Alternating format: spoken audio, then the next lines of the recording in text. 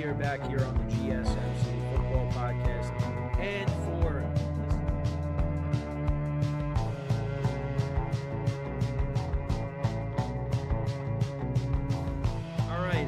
back here. Keep yourself in the loop of everything football on the Golden State Media Concepts Football Podcast. The latest news on and off the field, be it college football, Big Ten, SEC, Big 12, Pac-12, ACC to the NFL. We've got you covered. Listen to the Golden State Media Concepts Football Podcast.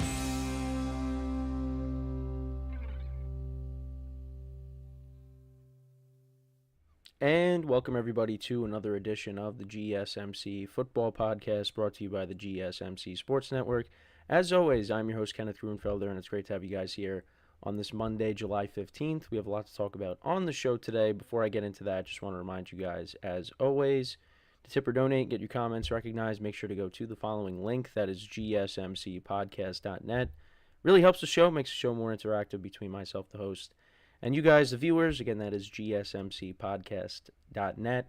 And as always, it is displayed on the ticker at the bottom of the show segment down below.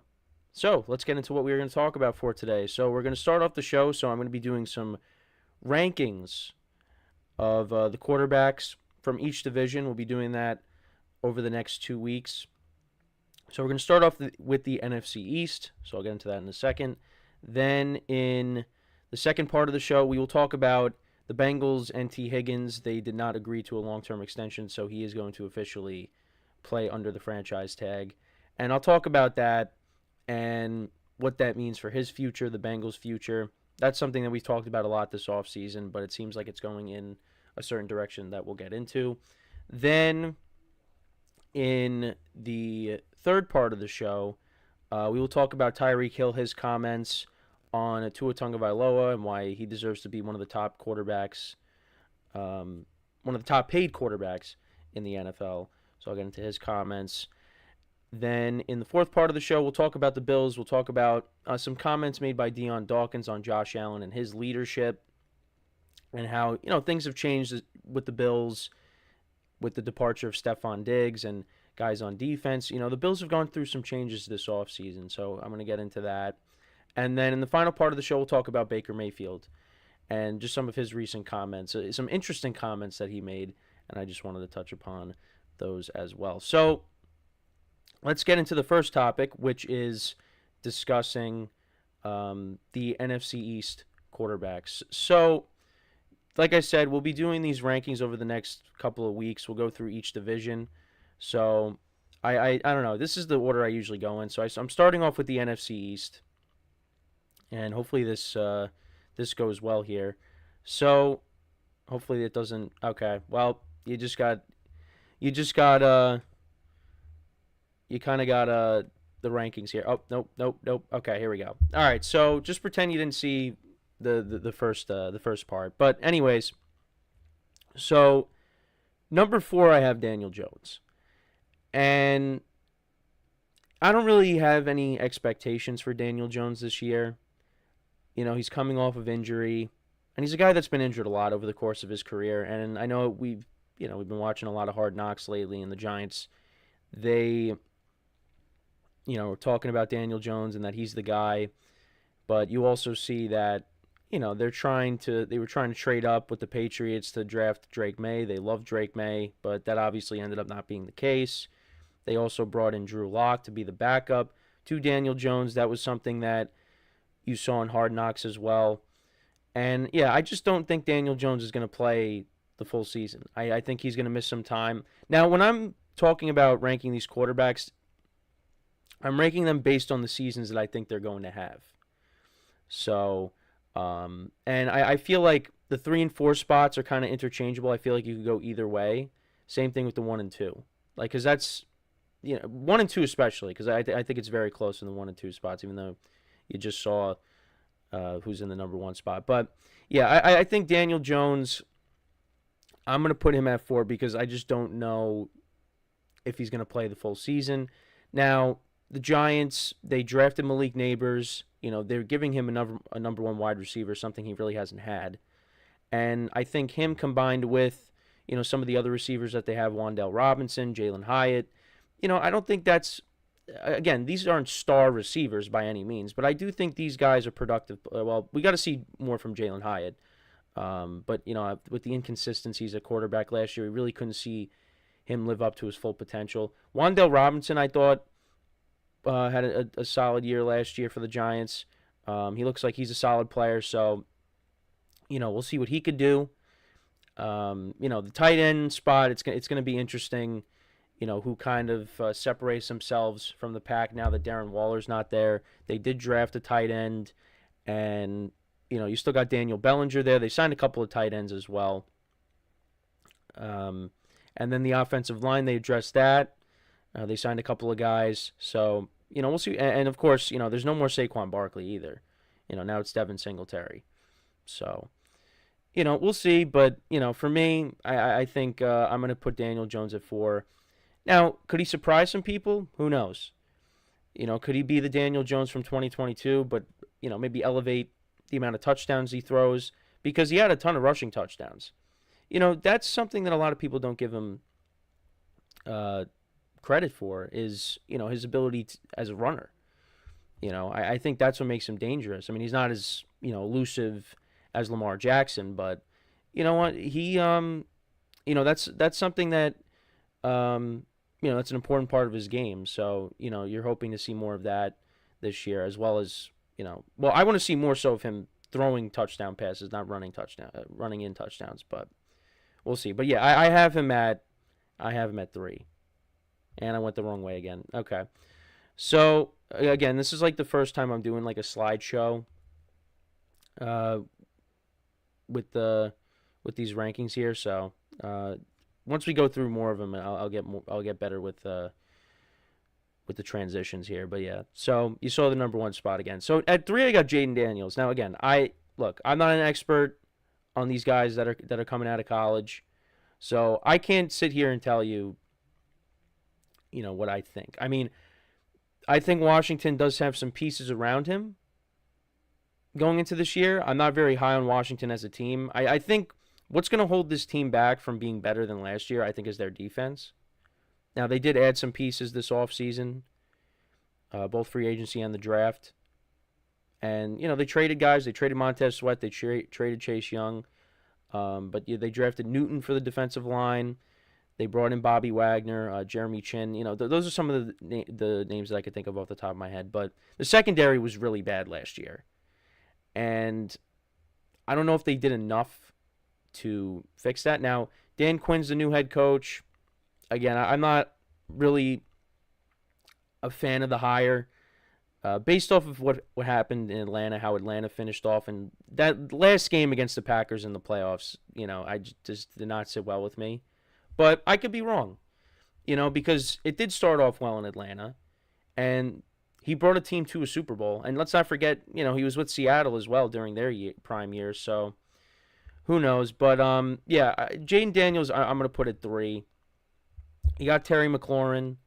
They added Zach Ertz. They added Austin Eckler, Brian Robinson Jr., the running back. You also have Jahan Dotson as well. We'll see how it goes. But, I think that, there's people that are high on him as a prospect. And, we got to see how he does. I'm not really going to know how he is until he actually, takes the field and starts playing in meaningful games. But I'm going to put him at 3. And they also did draft as well Luke McCaffrey, Christian McCaffrey's brother. So that's another receiver. Oh, they actually, Jamison Crowder's still on the team. Well, they brought him back. I don't know if this is like his second or third stint with Washington, but yeah. So the top 3 on the depth chart is Terry McLaurin, Jahan Dotson, and Luke McCaffrey. So I mean, and then you got Eckler and Brian Robinson Jr. That could be a nice little duo. Eckler catching passes out of the backfield. So yeah, I mean, he's got some weapons. I kind of like their weapons slightly better than the Giants. So I'm gonna have him at 3. I mean, he's also his ability as a runner too. So we'll see what happens. But I'm going to put him at 3. So that's the number 3 spot. Then at 2, Dak Prescott. Now, like I said, I think the 1 and 2. I think it's very close. The 1 and 2 spots. The Cowboys, they really didn't do that much this offseason. And this is a big year for Dak. This is, we'll see if he gets the contract. If not, he's probably going to go elsewhere and get it. But, I think Dak Prescott's going to go out there and have a good year. And you're hoping that they figure out all the stuff with CeeDee Lamb, get that squared away. Like I said, though, the Cowboys really did not do a ton this offseason. I mean, yeah, you brought back Zeke, but it's not prime Zeke. The Cowboys are going to have to throw the ball a lot of times because I don't know what this running game is going to be like. I mean, you got a bunch of running backs, but who's going to step up and be the lead guy? Only time will tell with that. But, yeah, I expect Dak to go out there, put up numbers similar to last year. You got one of the best receivers in the NFL. Like I said, you got to get that contract situation figured out. Brandon Cooks is a nice number 2. Jacob Ferguson. Cowboys always seem to have a good tight end, and he's the latest in that. So, I expect him to have a good year, but I'm going to put him at 2.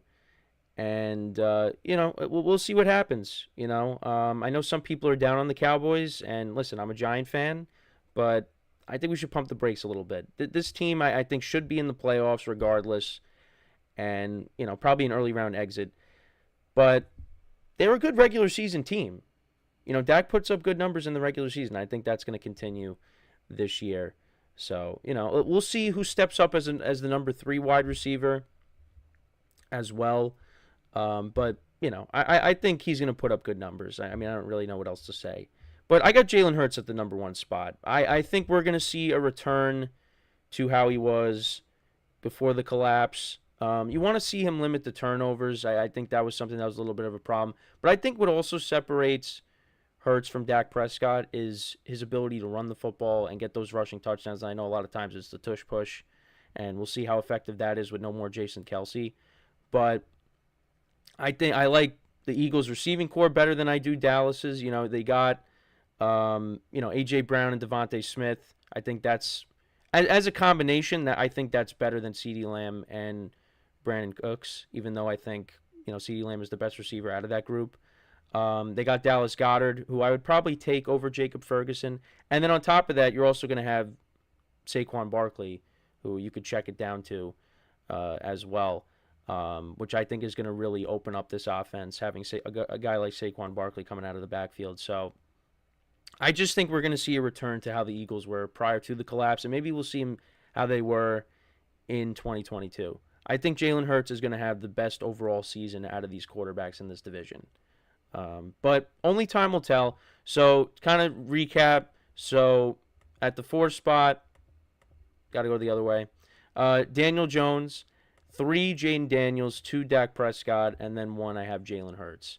So let me know what you guys think about those rankings. How would you rank them? Like I said, I think the 1 and 2 spots is close, and I think 3 and 4 you could change them up as well. But that's kind of what I have at the moment. Let me know what you guys think. It's my opinion, so if you have any comments on it, let me know. So we are going to take our first break of the show, and then when we come back, we will talk about the Bengals and T. Higgins. They didn't reach a long-term deal. What's next? We'll talk about that when we come back from our first break of the show. So with that being said, stick around, and we'll be right back here on the GSMC Football Podcast.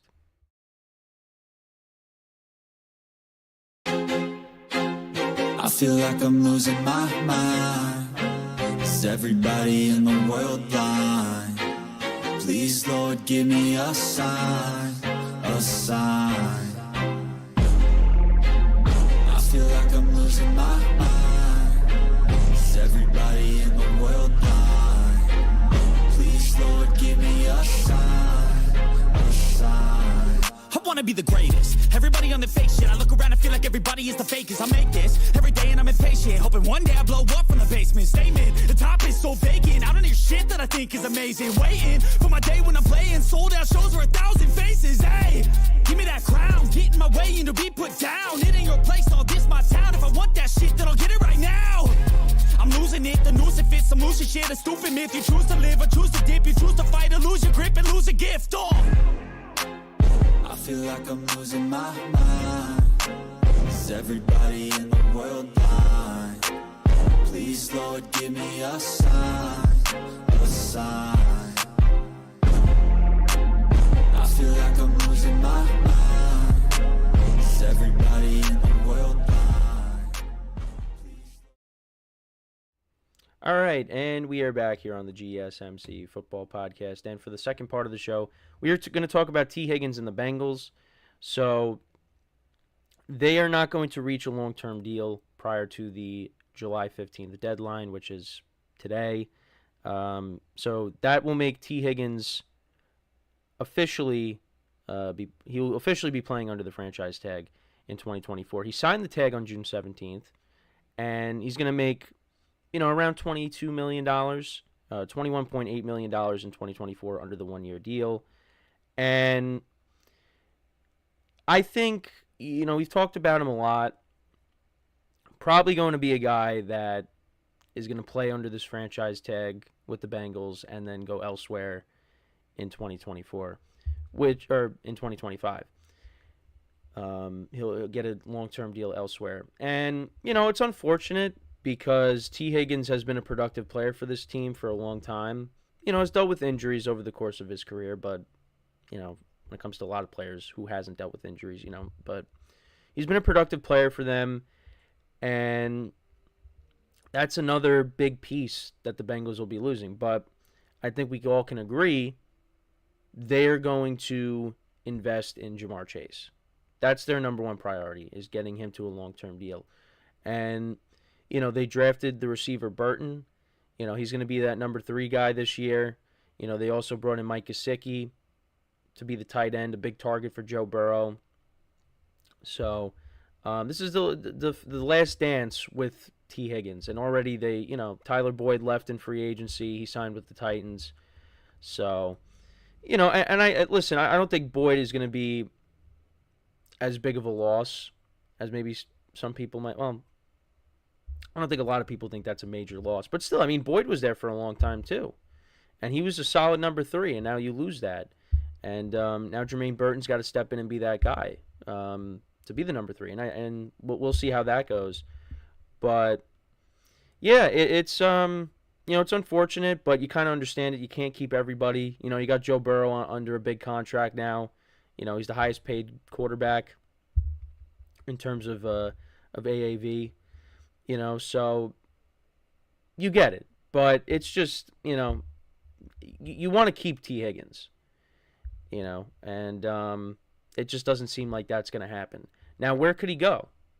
There's plenty of teams that need receivers, and I think he'll find a new home with no problem.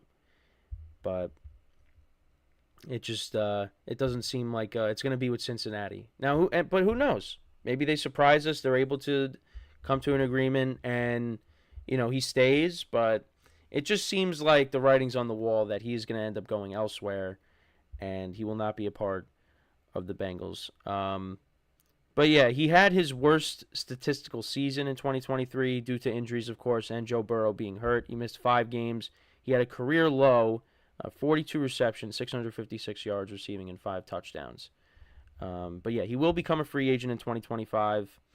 And like I said, he's probably going to end up with another team.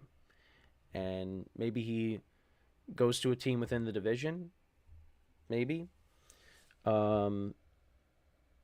don't want to speculate what team he could go to, but there's plenty of teams out there that need receivers. But yeah, that's a huge loss for the Bengals. But again, that's down the line, and they got to focus on this year.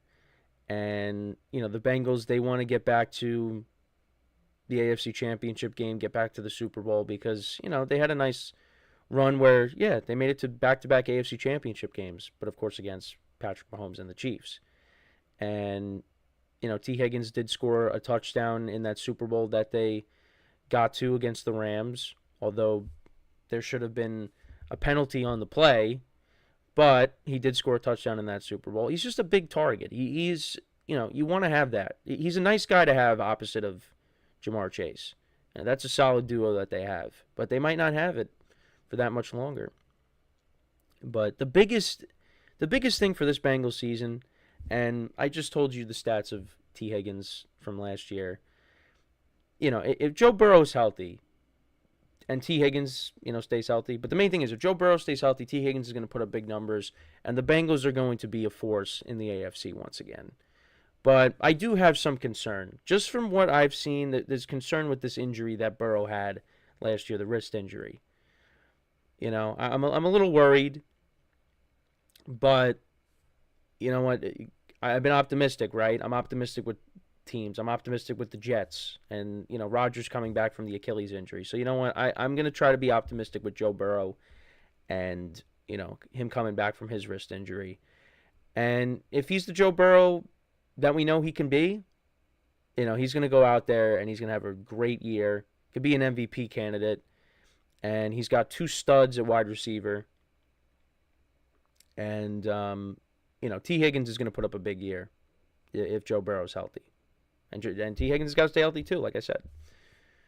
I'm curious to see how the Bengals are going to be running the football. I mean, they're going to be throwing. They're a pass first offense. Pass heavy. That's what they're going to be. But, you bring in Zach Moss, who had a productive year last year with the Colts.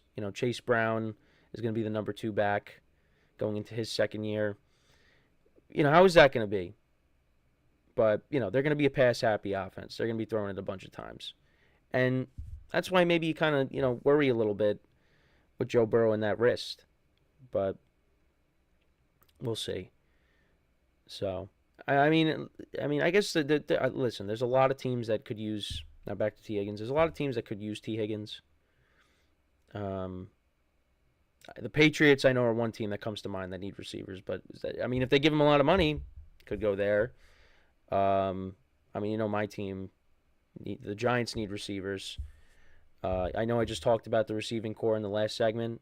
But, I don't know where the money's coming from, but I would love to have T. Higgins. There's a lot of teams you could go to. The Cardinals maybe could be a team. I don't know. There's a lot of teams you could look at and just say, maybe the Steelers. Maybe you could go to the Steelers because they're looking for another receiver. It's gonna be interesting. Well, you also got Brandon Ayuk, who I don't know what's gonna happen with him and his contract situation. Still waiting on that, but both of those guys could be on the move. I know CeeDee Lamb is still looking for a new contract, but he's gonna get it with Dallas. I think who's gonna end up leaving is Dak, but we'll have to wait and see on that. But yeah, there's teams that are always going to need receivers, so he's going to find a home, no problem. But the first team that came to mind when I think of who needs a receiver is the Patriots. I feel like they need some more firepower on that offense. So, and you got a young quarterback in Drake May that you want to speed up his development. So bringing in a guy like T. Higgins to help him out when he eventually gets the keys, that could be a. That could be a good match, but again, you got to give T. Higgins what he wants. And does he want to go to a contender or does he want to go to the highest bidder?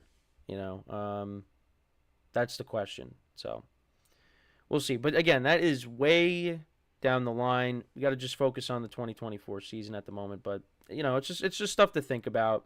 And the way time goes, it's gonna be here before we know it. But yeah, it's unfortunate because he's been a productive player for this team. I said for a while now, was a rookie back in 2020. He's going to get a big contract, but he's going to get it elsewhere. It's not going to be, it doesn't seem like it's going to be with the Bengals. They are gearing up to give Jamar Chase a massive extension at some point. So, like I said, you can't keep everybody, and they're one of those teams that just, they can't do it. But it doesn't seem like they can do it, so only time will tell, like I always say. So, but, as for the Bengals, the key for them is to stay healthy. That's really what it comes down to. If Joe Burrow stays healthy, this team is going to be a problem. this team is going to be a problem. This could be, I think this team has the best chance of knocking off the Chiefs just because they've done it before. Now, there's other teams that you can make the argument for. The Texans. Let's see how the Texans match up against the Chiefs this year with their expectations. The Ravens and the Bills, they got their chances, and they have failed multiple times. Well, specifically the Bills in the playoffs. The Ravens just can't beat them in the regular season, but now they lost to them in the AFC Championship game. So, yeah, the Bengals have done it before, and I think they could do it again. But, the Chiefs are going to be a better team this year as well because of the moves that they made with their receiving core. We're going to see those explosive plays again that we haven't seen in quite some time. With the receivers that they got. Marquise Brown now, former Raven, and Xavier Worthy. If the Chiefs get back to how they were with Tyreek Hill, it's, I don't know who's beating them. There are teams that can. Like I said, the Bengals are that team. But the Chiefs are going to be a problem,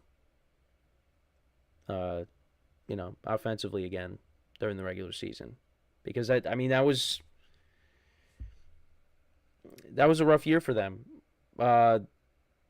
during the regular season. Their receiving core. But it didn't matter once you got to the postseason. So I can't say it was a rough year. During the regular season, it was rough. But once they got to the playoffs, it was business as usual. Yeah, we're good. We're fine. So, but like I said, I think the Bengals have the best chance to do it. And but it's all going to come down to the health of Joe Burrow. So yeah, let me know what you guys think though about this news. Do you think that the Bengals are going to figure out a long-term deal with T. Higgins, or is he's gone? He's going to another team. What are your thoughts on that? So before we go to break, just want to remind you guys once again to tip or donate and get your comments recognized. Make sure to go to the following link. That is GSMCpodcast.net. Again, that really helps the show, makes the show more interactive between myself, the host, and you guys, the viewers. Again, that is GSMCpodcast.net. And as always, it is displayed on the ticker at the bottom of the show segment down below. So when we come back from our second break of the show, we will talk about some comments made by Tyreek Hill and Tua Tagovailoa and his contract and why, Tyreek believes that Tua should be one of the highest paid quarterbacks in the NFL. So we'll get into that when we return. So, with that being said, stick around, and we'll be right back here on the GSMC Football Podcast.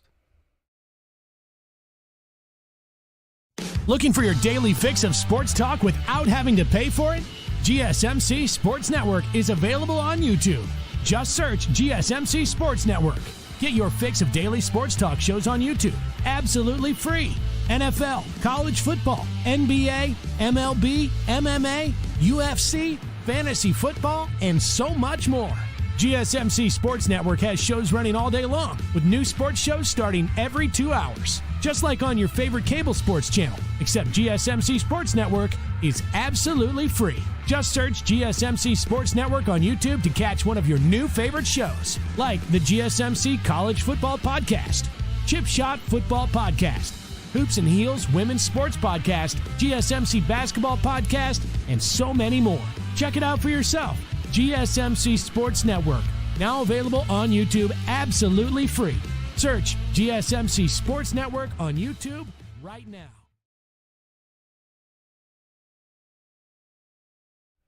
All right, and we are back here on the GSMC Football Podcast. And for the third part of the show, we're going to talk about Tyreek Hill and his comments on Tua Tagovailoa's contract situation. We'll talk about what Tyreek Hill said.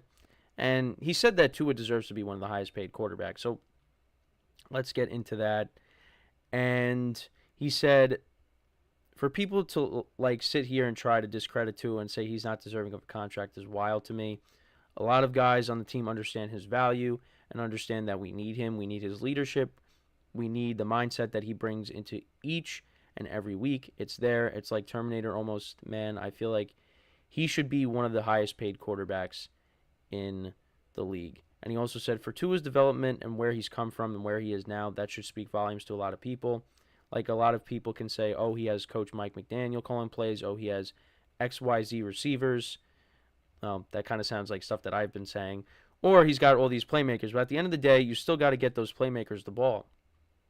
You've got to be able to prepare each and every week with the same mindset, knowing that you got crazy defensive ends coming around the edge trying to take your head off. There's a lot that goes into it. I mean, I agree with what he's saying. Like, and I've said this too.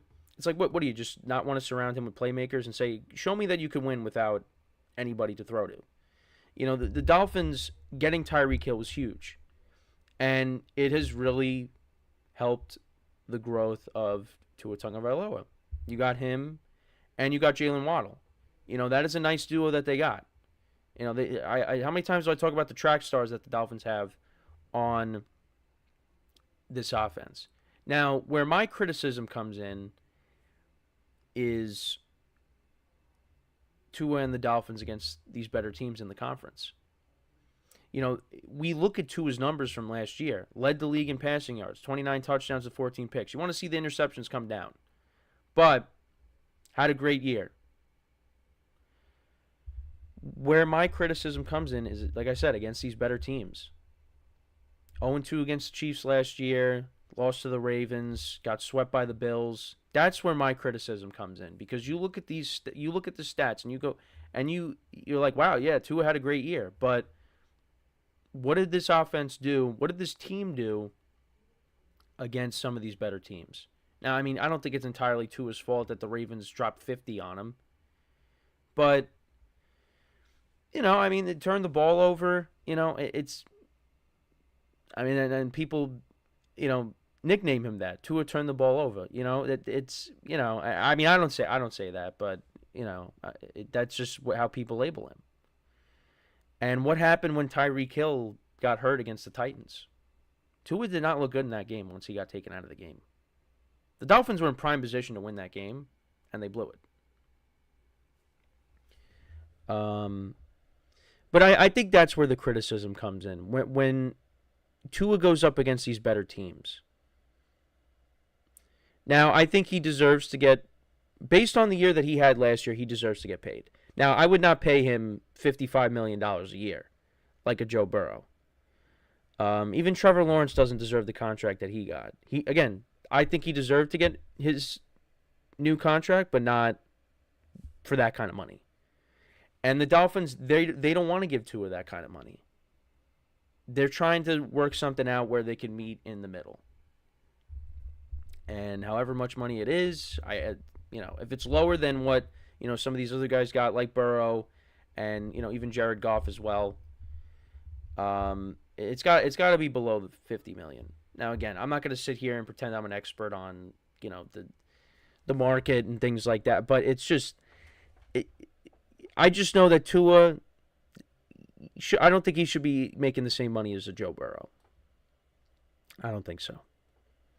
But he's going to get a new contract. It seemed, you know, the Dolphins seem like they want to give him that new contract, just not at the money that some of these other guys have gotten. But, I mean, and with Tyreek Hill and his comments, I mean, I don't think we should really be surprised with what he has said. Tyreek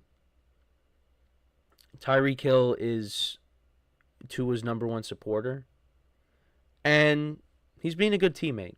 He's backing up his guy, and that should make Tua feel good that you have Tyreek, your number one guy on your team, you know, backing you up, giving you your full support, because you know what, they have had success, you know, in the regular season.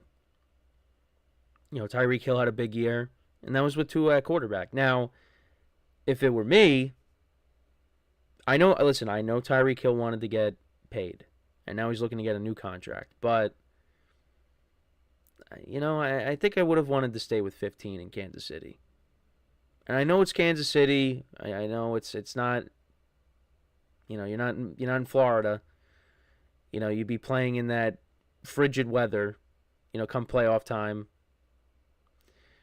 You know, they played in it last year in the playoffs. Well, this year in the playoffs. But I would have stayed with 15 because I think, like, with how Mahomes is and the run that the Chiefs have gone on, you put Tyreek Hill in that offense. I mean, you know, Be unbelievable. I mean, we saw it for a few years, but we could have saw it for longer. But he wanted to go somewhere else. Yeah, that whole offseason, that was just surprising to see Tyreek Hill go to a different team, Devontae Adams leaving. That was strange. It was a strange offseason. You just didn't expect it. But the Chiefs, it really did not affect them. Well, regular season, maybe. Postseason, they were fine. And again, you had some people saying that the Chiefs wouldn't even make the playoffs when Tyreek Hill left. And look at what's happened. Back-to-back championships. Now, with the Dolphins, I don't think I wouldn't put them in the Super Bowl contender category.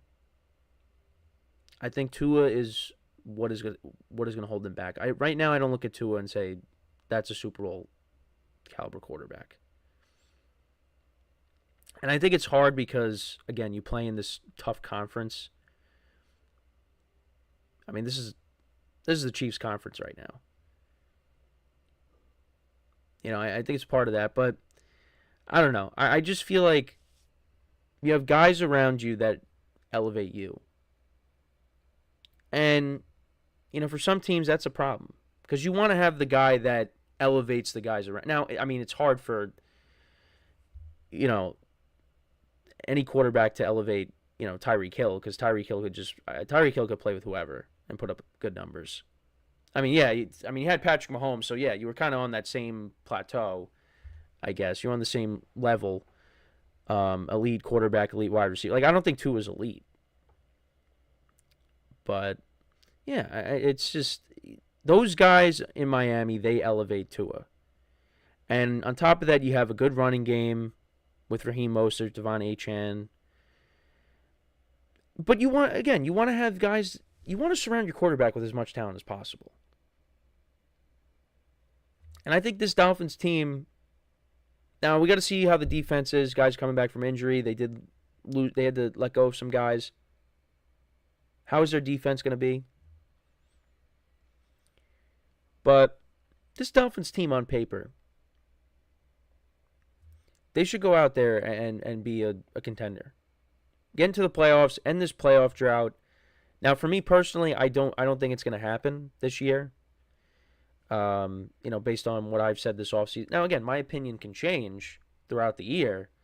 But right now, I'm of the mindset that the Dolphins, it's going to be more of the same. Maybe they make the playoffs, but they could be an early round exit. But you know what? Maybe I'm proven wrong. Maybe Tua goes out there, he throws for 5,000 yards. He throws 30-plus touchdowns. He lowers his interception total. Because if we see that, and maybe you beat some of these contenders in the conference, then my opinion will change. And again, I don't want to be right.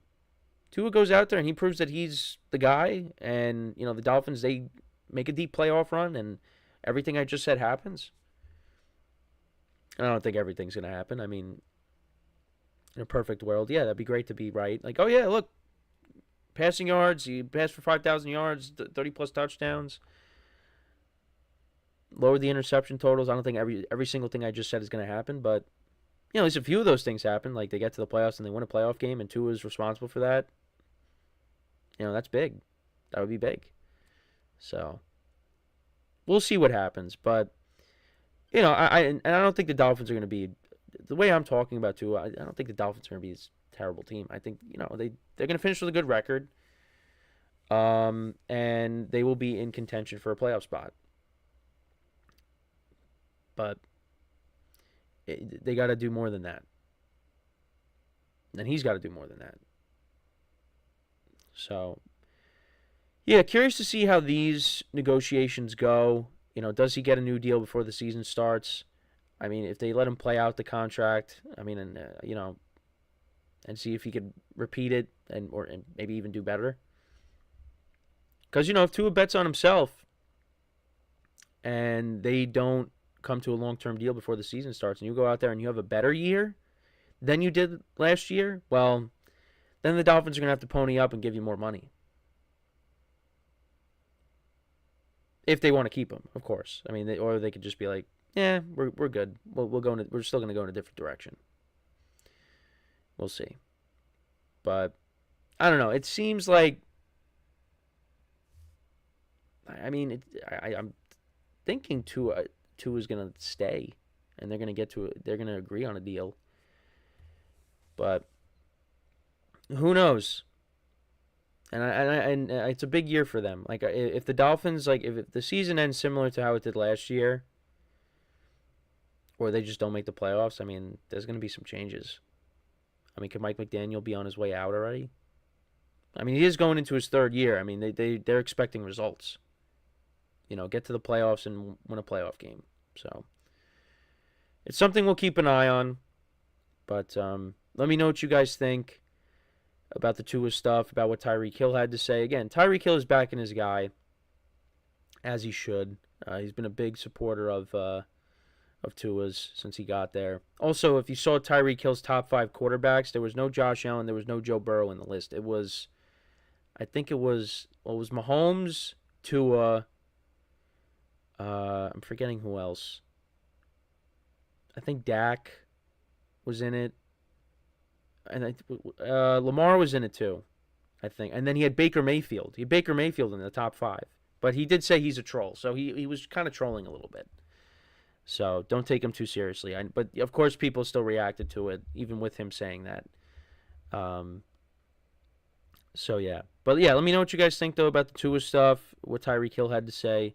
Let me know in the comments. So we are going to take our next break. When we come back, we're also going to talk about Josh Allen. Talk about some things Dion Dawkins had to say about Josh Allen's leadership. So make sure to stick around. And once again, we will be right back here on the GSMC Football Podcast.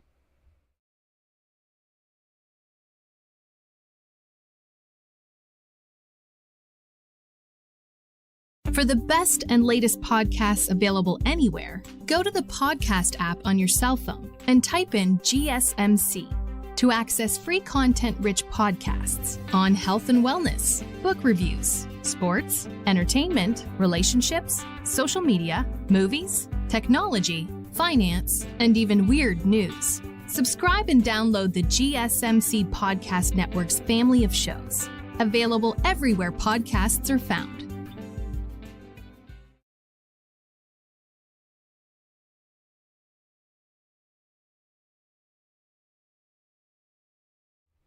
All right, and we are back here on the GSMC Football Podcast, and for the fourth part of the show, we are going to talk about the Buffalo Bills. We just talked about the Dolphins for a little bit. Now we're going to talk about another team in the AFC East, the Dolphins.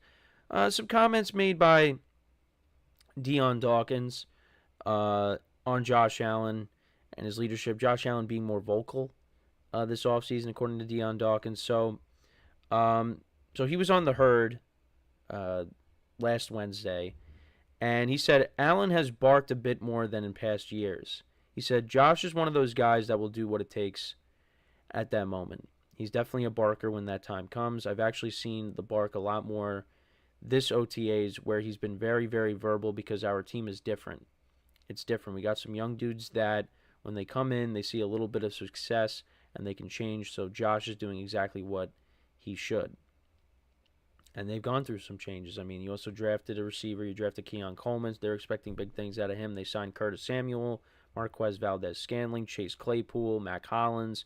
You also got Khalil Shakir there as well, who I think could have a good year for them. You got the 2 tight ends in Dawson Knox and Dalton Kincaid.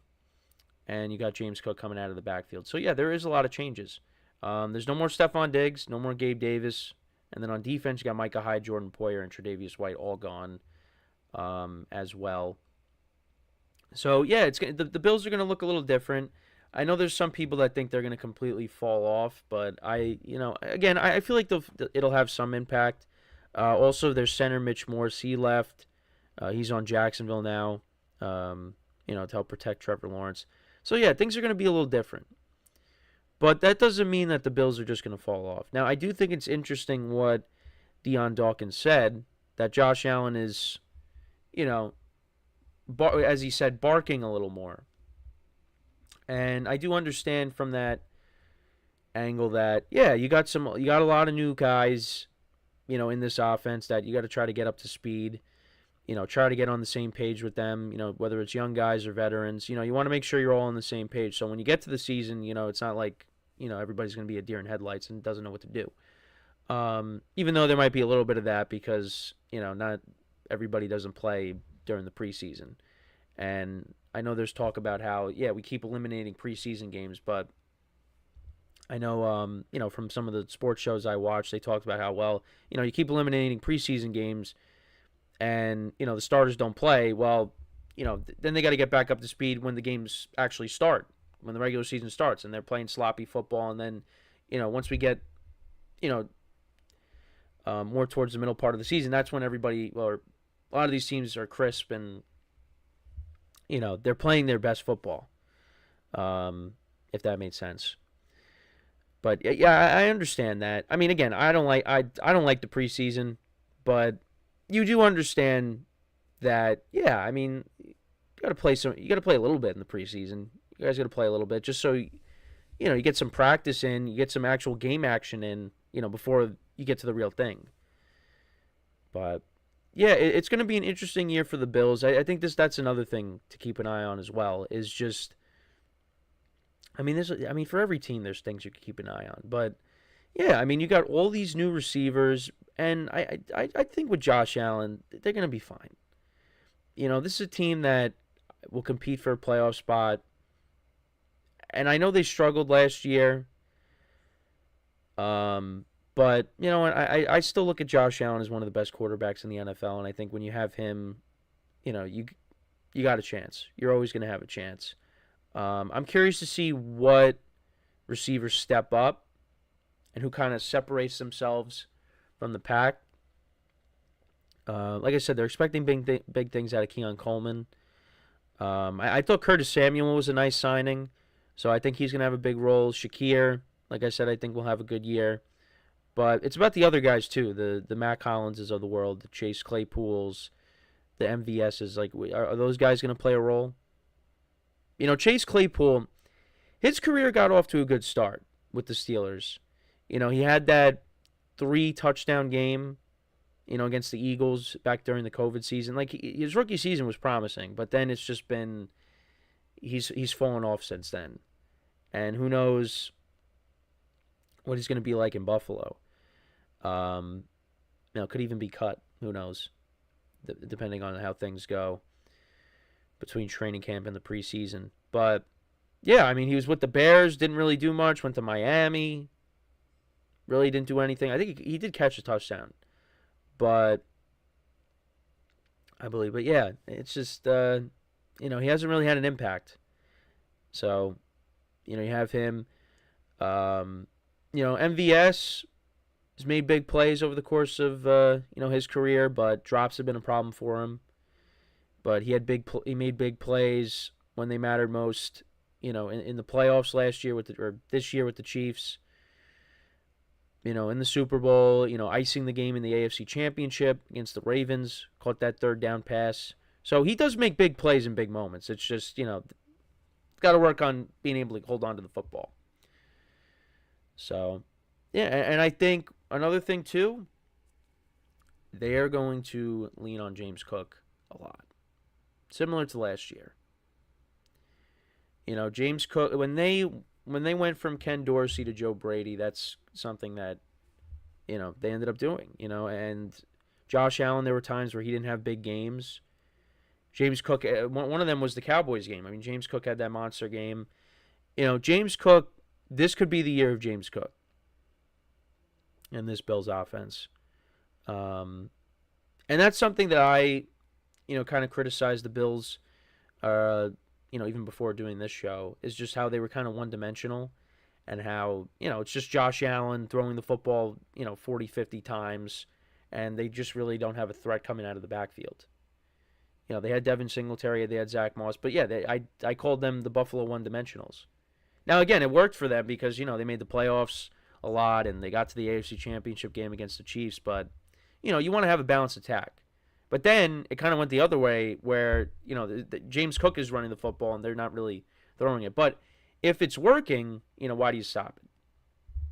But it wasn't like a complete 180 where they just. But like I said, there were some games like the Cowboys game where they'd run the football. But again, if it's working, why stop it? Like I just said. So yeah, so James Cook I think could have a big year. But yeah, who from this receiving core is going to step up? I don't think this receiving core scares you right now. The guy that scares you is Josh Allen. And Josh Allen could take off and run with it. We saw that big run he had in the playoff game against the Steelers. It's going to be interesting. And again, only time will tell. So we'll see. But I think Josh Allen, he wants to prove to everybody that, hey, look, there's no more Stephon Diggs. That does not mean that I'm going to fall off and I'm going to revert back to how I was my rookie season. Because 2018, again, he was a rookie. But that wasn't the best rookie season. Now you don't have Brian Dable anymore as well. But, even with Stephon Diggs, the last couple of years, the turnovers have kind of gone up again. And, with Brian Dable, they kind of did a good job at limiting the turnovers. So, yeah, it's going to be an interesting year for Josh Allen. I think he wants to, again, I think he wants to go out there and prove that, hey, it doesn't matter. And I think he can. I think he can do that. But if the Bills, they fall flat this year, Sean McDermott's probably out. You went to the AFC Championship game in 2020, but you've gone backwards since then. Lost a couple of home playoff games. This is a big year. So there's pressure on him and this team to go out there and, maybe do it this year. But I don't think they will. But I think they can make the playoffs. But yeah, I'm not looking at them and saying, yep, that's a Super Bowl team. Got to go out and prove it. And I think a lot of people might say that their window closed.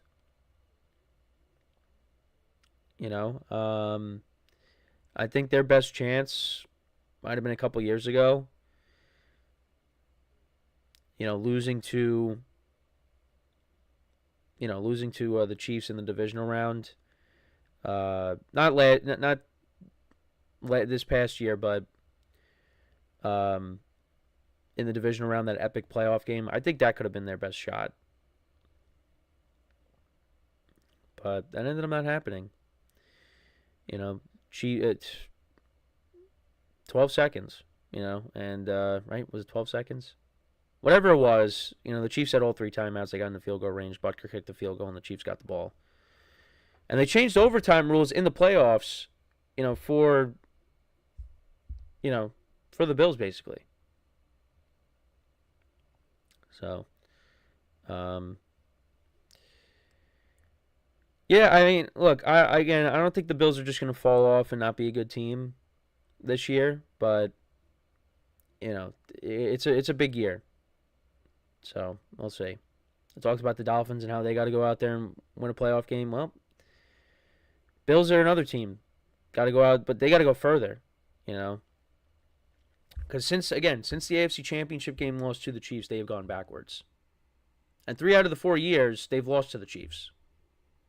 Divisional round twice, championship game once, and then they lost to the Bengals too in between all that. A home playoff game. They've lost back-to-back home playoff games to end their season. Against the Bengals and against the Chiefs. Patrick Mahomes' first road playoff start. So we'll see what happens, but I'm curious to see how it goes. It's something to keep an eye on with this receiving core. Again, I think the tight ends are going to be good. James Cook could be the year of him as well. But with Josh Allen, you're going to have a fighting chance. But let me know what you guys think. How do you see the Bills performing in 2024? What kind of season do you think Josh Allen's going to have? Let me know in the comments. So we are going to take our final break of the show. And then when we come back, we'll talk about Baker Mayfield. We'll talk about some of his interesting comments that he made recently and just kind of talk about him to end off the show here for the day. So for one final time today. Stick around, and we'll be right back here on the GSMC Football Podcast.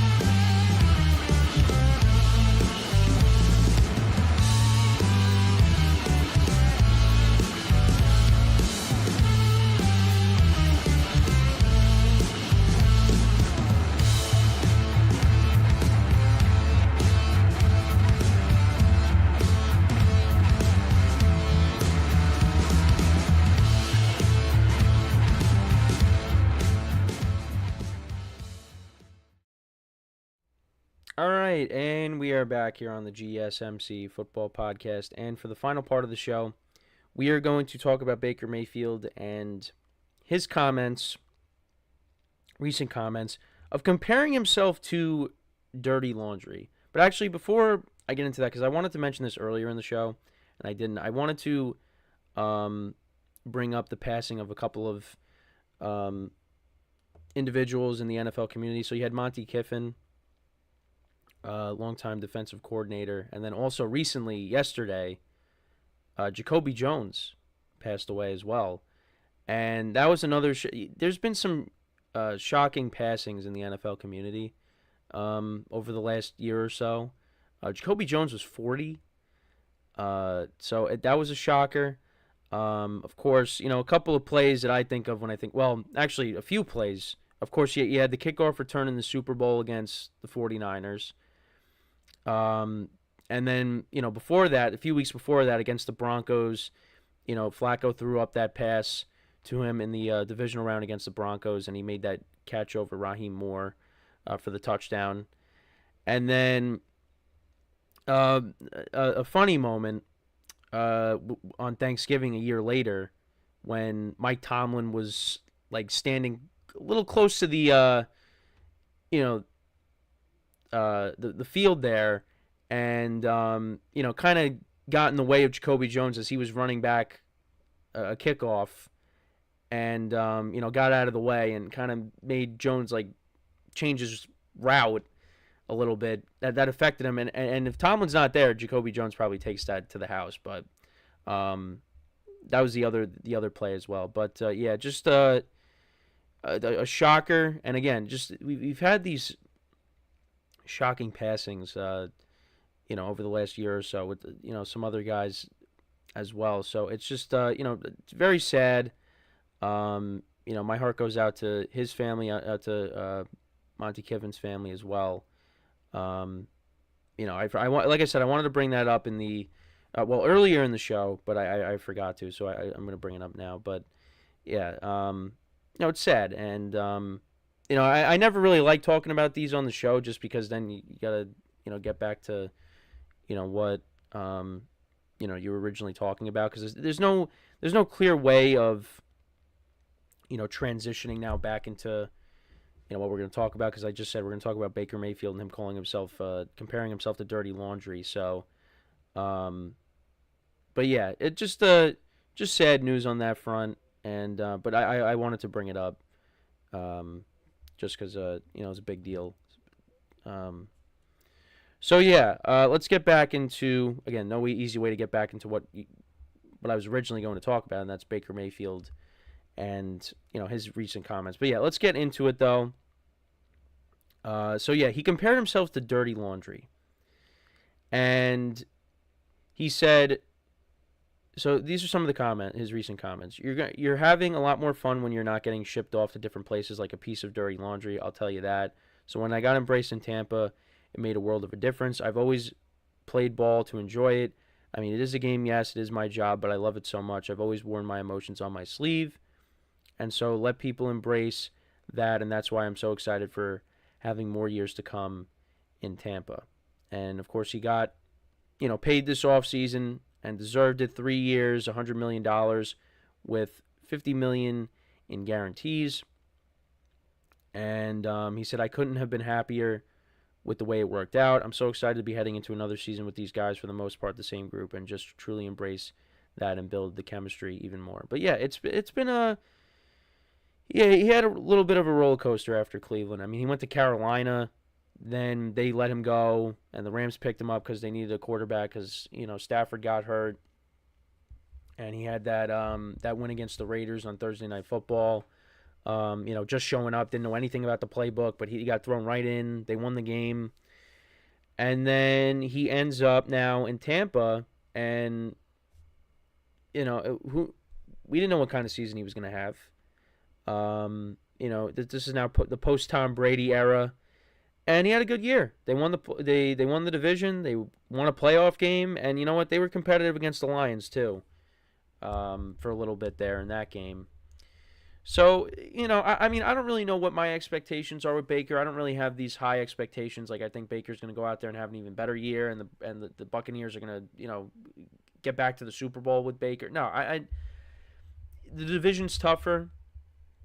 I kind of just want to enjoy this ride that Baker has at the moment, and I'm hoping that he has continued success in Tampa. I think he deserves it. And, when he first got into the league, there was a level of immaturity that I think we all saw. But I think that's out the window. I think he's a different guy from when he first came into the league. I think the league could quickly humble you. And we've seen that with a lot of players. But I think he's a different guy he's definitely a different guy than when, he first came into the league. And you know what? I like I said, I hope Tampa is the home for him, and that he continues to succeed there. The division's going to be better, like I said. How are the Buccaneers going to respond to that? Right now I'm leaning towards the Falcons as being the winners of the division, but that doesn't mean that I would not be happy with Baker Mayfield and the Tampa Bay Buccaneers taking that division once again. So, and it was tough at certain points during the year last year because, the Bucs, they did get off to a good start. Then they were down, and then Baker and that offense got hot again. And they were able to right the ship and, get into the playoffs. Now, that last game against the Panthers, yeah, it was a little dicey because they only won 9-0, but they still got in. They beat the Eagles. They were playing the Eagles at the right time because the Eagles were just in a tailspin of their own with their collapse that we talked about a little bit at the start of the show with the quarterback rankings. So they played them at the right time. And against the Lions, they put up a good fight, but, they came up short.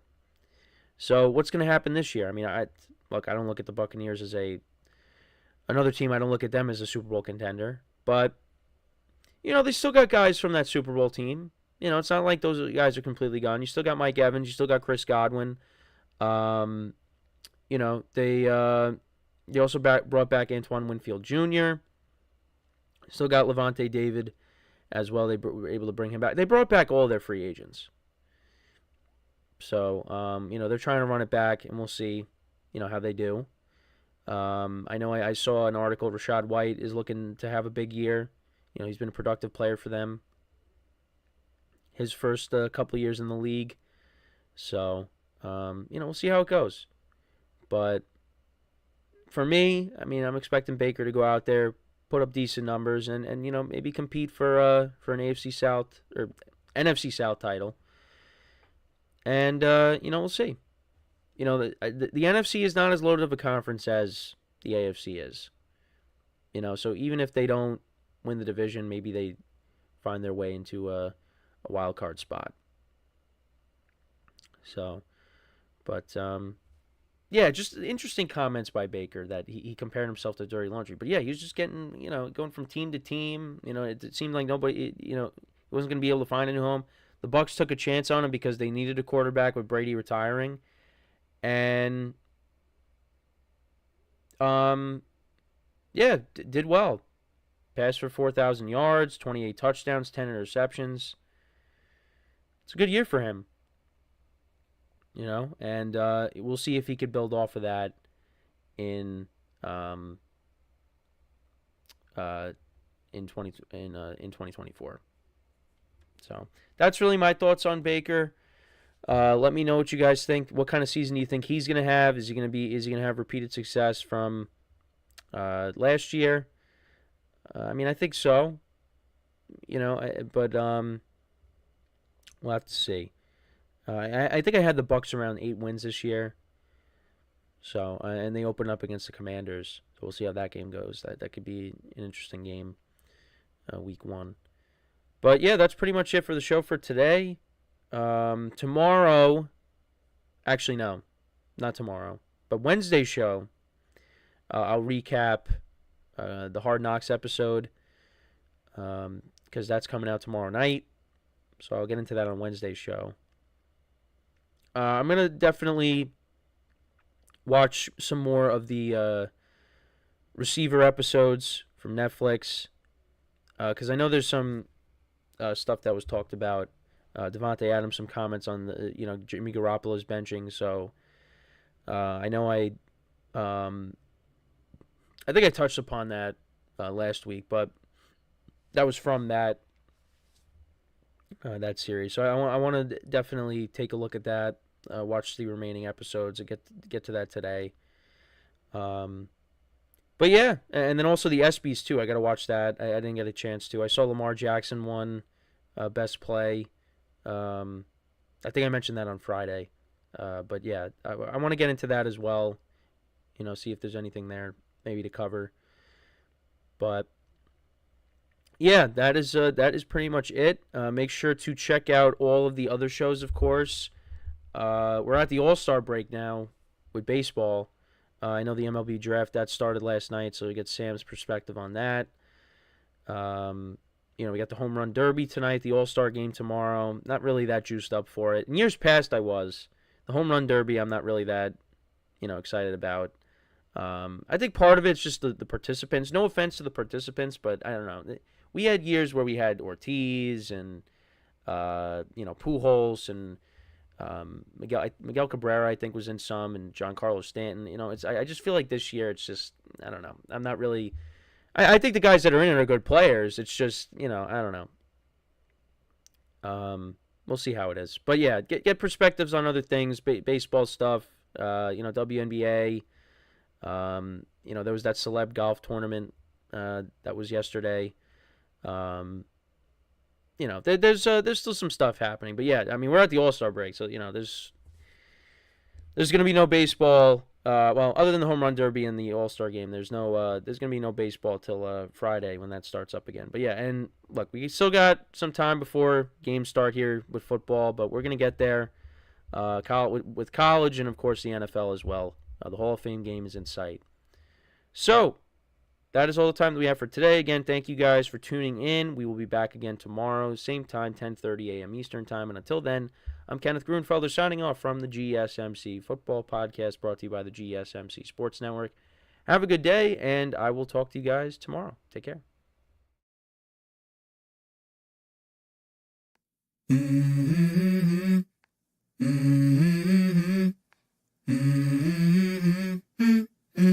Let's go. I wake up to a little bit of drool on my pillow, feel like it's gonna be a bad day. Yeah, I'm tired of shit, and the coffee ain't hit yet, damn, ain't that great.